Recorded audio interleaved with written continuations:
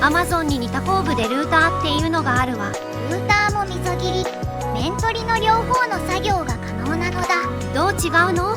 大きな違いとしてはサイズなのだ。ルーターはトリマーより大きな工具なのだ。サイズが大きくパワーもあるのだ。パワーがあるから硬い材質や深く溝を切りたい場合はルーターが向いているのだ。 DIY 用途ならトリマーの方が使いやすいのね。そうなのだ。